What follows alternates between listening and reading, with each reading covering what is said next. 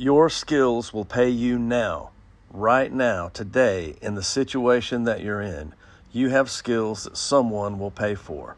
Not someday, not when things stabilize, not after you build a website or file an LLC and create a 5-year business plan, but today, with what you already know, from where you already are. The gap between where most men are in a rebuild and their first dollar of comeback income is not a skills gap. It's not a knowledge gap. It's not even a connections gap. It's a clarity gap. They cannot see what they already have clearly enough to offer it to someone who needs it. This video closes that gap, so let's get into it. After the travel company closed for me during COVID, after watching $1 million a year in revenue disappear in a matter of weeks, I made a mistake I had made before and would make again. I started looking outward for something new instead of inward at what I already had. I had spent 3 years building a global operation, coordinating logistics across multiple continents, managing groups of people through complex international experiences, building relationships with vendors, partners, and clients across 6 different continents, communicating in high-stakes situations where things went wrong and needed to be handled with composure and creativity.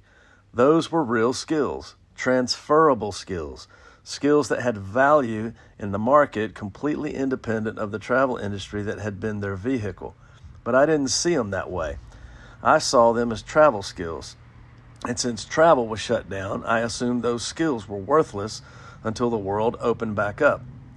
That thinking cost me months of income I should have been generating from day one of the rebuild. What I eventually understood, and what I want you to understand today, is that the vehicle and the skills are not the same thing. The travel company was the vehicle. The skills I developed while driving it were transferable to dozens of other vehicles the moment I was willing to look at them clearly. You have the same situation. The business you ran, the career you built, the work you did, all of it develops skills that are worth money in the marketplace right now. Not someday down the road, but right now. And if you can see them clearly enough, you can offer them. So let's get into it. Step 1, separate the skill from the vehicle. The first thing you have to do is stop describing what you know in terms of your last job or business. Stop saying, I was a real estate investor, or I ran a travel company. Stop saying things like, I managed a construction fund. Those are vehicles. The skills you developed inside those vehicles are different, and the skills are what the market pays for. A real estate investor develops skills in deal analysis, negotiation, property valuation, investor relations, project management, and risk assessment. Every one of those skills has tremendous value completely outside of real estate. A travel company founder develops skills in logistics coordination, relationship management, group leadership, cross-cultural communication, crisis management, and client experience design.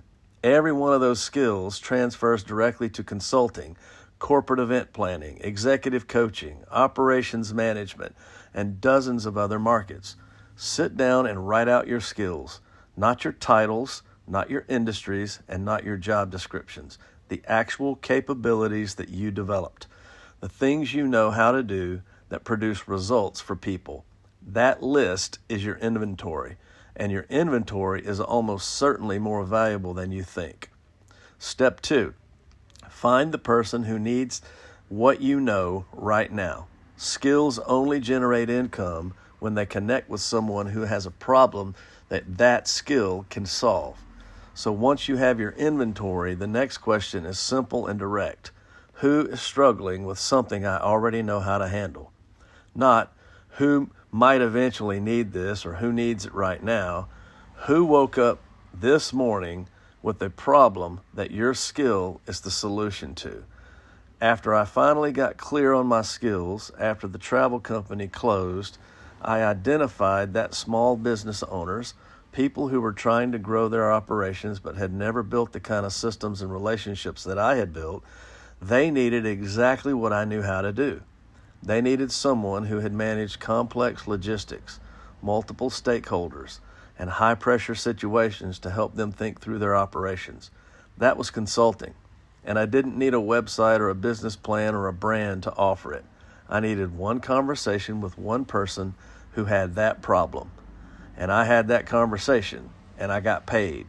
Your first comeback income dollar comes from one conversation, not a funnel, not a launch, one honest conversation between what you know and someone who needs it. Step 3, price it based on the value it delivers, not what feels safe. This is where most men leave money on the table in a rebuild. They undercharge because they are operating from a scarcity mindset. They feel like they're in a weak position because they've lost something significant, and that weakness translates into pricing that reflects their internal state rather than the actual value they deliver. The person you're helping doesn't care about your circumstances. They care about their problem and whether you can solve it for them. If you can solve a $50,000 problem for someone, charge $500 is not generous. It's an undervaluing both of your skill and of your time. After the travel company closed, I made this mistake repeatedly. I charged what felt reasonable given where I was, which was nowhere near what the work was actually worth. I left thousands of dollars on the table in the first year of that rebuild because I couldn't separate the value I delivered from the shame I still felt about the loss. Price based on the value you deliver, not based on how you feel about yourself right now. Those are two different numbers, and the second one will cost you more than you realize. Step 4, deliver so well the first client sends you the second. In the early stages of comeback income, your marketing budget is zero, and your referral network is your most valuable asset, which means the single most important business development activity you can do is deliver exceptional work for the first person who hires you. Not good work, exceptional work. Work that makes them feel like they significantly underpaid you. Work that makes them want to tell the next person they talk to about what you did for them. Word of mouth from a satisfied client in your specific skill area is worth more than any advertisement you could buy. It comes with built-in credibility because the referral is not just saying you can do the work, they are saying they have personally experienced you doing it. After each of my rebuilds, the income that grew fastest always started the same way. One client, exceptional work, a referral. Another client, more exceptional work, another referral. Not a marketing strategy, a service delivery strategy that generated its own marketing through the quality of the result. Word of mouth is the best. Get the first client, deliver exceptionally, let the work do the marketing. Step 5, build the recurring version once you know it works. The first version of your comeback income is almost always one-time or project-based. Someone hires you for a specific thing, you deliver, you get paid, the engagement ends. That's fine, and that's how it starts. But as quickly as possible, you want to identify the recurring version of what you're doing. The version that generates income not once, but monthly. Not from a new client every time, but from the same clients paying for ongoing access to your skill, your thinking, or your time. A consulting engagement becomes a monthly retainer. A one-time project becomes a maintenance contract. A single training session becomes a monthly coaching call. A freelance assignment becomes a part-time ongoing role. Recurring income is the bridge between the available work that covers the floor and the passive income that funds the larger rebuild. It is more predictable than one-time projects, requires less constant client acquisition, and builds the kind of financial stability that allows you to think longer term. Start with a project, build toward the retainer. That's how one-time comeback income becomes a real income strength. So here's what I want you to know today. Not this week and not when things feel more stable, but I want you to know this today. Write down 3 skills you have across your working life that someone would pay for right now. Skills you've developed over the decades. Write 3 of those down. Not job titles, not skills, things you know how to do that produce results for people. Then write down 1 person you know, just one, who has a problem that one of those skills solves. Then reach out to that person today, not to pitch them, but to have a conversation, to ask about their situation, to listen for the problem that your skill is the answer to.